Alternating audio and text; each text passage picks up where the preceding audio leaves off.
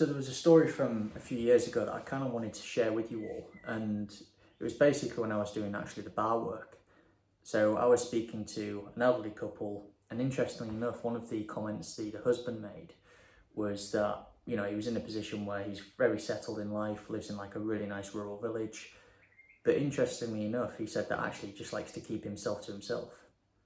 Now, naturally, I looked at that and thought, that just seems really odd, because this is the guy where he was basically involved in property investment for a number of years, so financially speaking, in a really good spot. So you would think that someone in that position would have a flourishing social life and would be actively engaged with other people.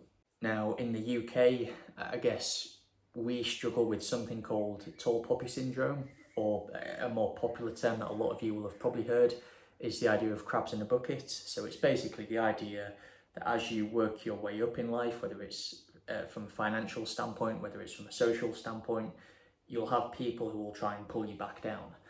And it's not a negative reflection on you personally, it's actually just a reflection of other people's shortcomings. They're in a position where they're not willing to put in the work to get to where you've gotten to. So they feel the only coping mechanism to get around that is by pulling you back down to their level. If I was to draw upon my own personal experience, so I was in a position where a few years ago, I was basically working 3 jobs. Now, from my point of view, that was because I got to a position where I thought, you know what, I want more in life. And I understand that if I want more in life, I have to get out there and put the work in. No one's going to come to save me. No one's going to come to magically give me everything I want. Ultimately, I have to go out there and take action. As time progressed, I got to a position where, I was able to afford like the nice sports car that I always wanted, clothes that I really liked that, a few years ago I just couldn't afford, that, because I just didn't have the money to do so.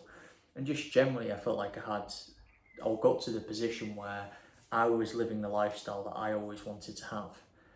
And that was because of all of the work that I put in collectively through, working more than one job and just really getting stuck in and actually getting myself out there.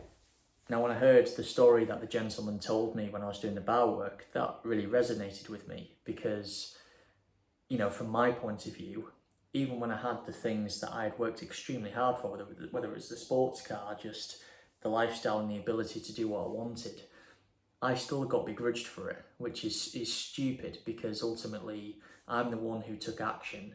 I'm the one who got out there, got stuck in, put the work in for many months on end.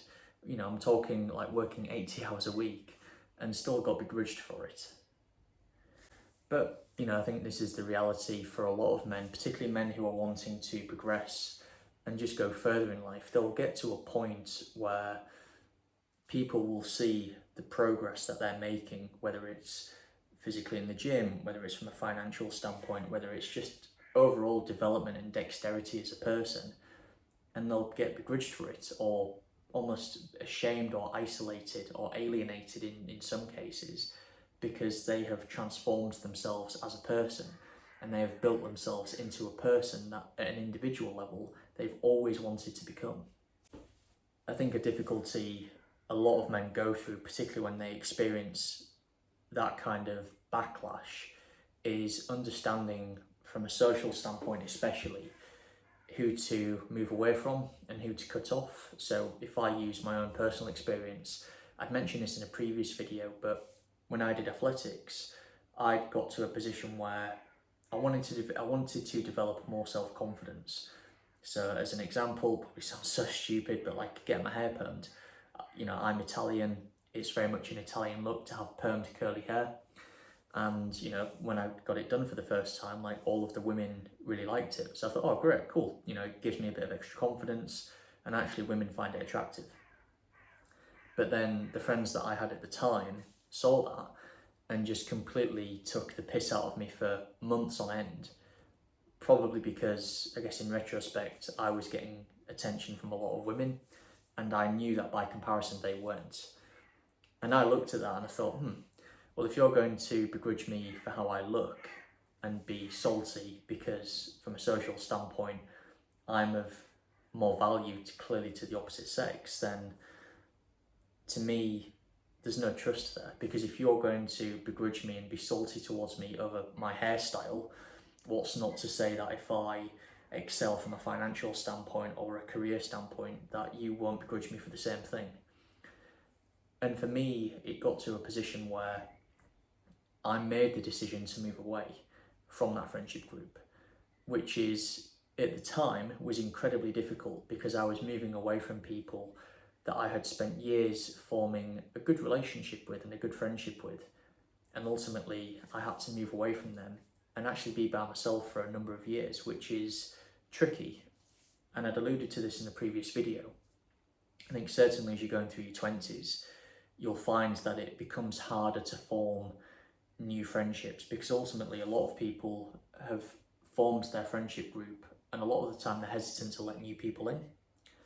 And I think that's a struggle a lot of men go through, is moving away from certain friendship groups that no longer serve their needs, no longer serve their peace of mind, and then have to find a completely new set of friends to form a deep, meaningful relationship and friendship with. And that can be a challenge, but is done for the right reasons, because ultimately, as a guy especially, why would you want to be friends with people who will try and pull you back down just because you're trying to excel in life and just because you're trying to get ahead in life? Doesn't make any sense. Now, for the guys out there who have probably spent most of their 20s working on themselves, whether it's physically working on their physique in the gym, whether it's pursuing that career path that they want to go down, whether it's setting up their own business, there'll come a point where you'll want to find a life partner, which is completely normal. At the end of the day, we're human beings, we're social animals. By nature, we're not really designed to live on our own, to live in isolation. It's not how human beings are.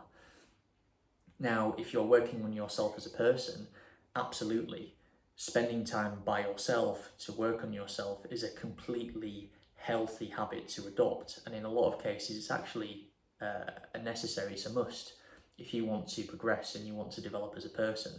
But there'll come a point where you'll realise that you do need to find a partner to potentially start a family with, and just generally to have a partner to enjoy life with. It's a completely normal feeling to go through.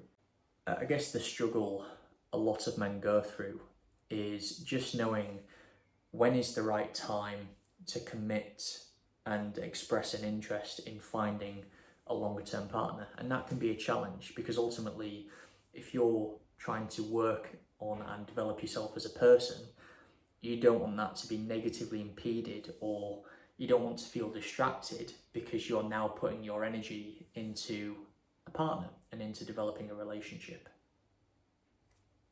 I guess the key way to get around that is ultimately asking yourself, what are your personal goals? You know, what do you want from trying to pursue a personal target of yours that you have? You know, if your target, for argument's sake, is to have a Lamborghini Huracan that probably costs about 200 grand, then the reality is, I think for a lot of men, you know, you probably want to put off a relationship maybe until your 30s or your late 30s, because that goal means quite a lot to you personally. And actually that might take a number of years for you to be able to be in a position where you can afford that particular asset, just as an example.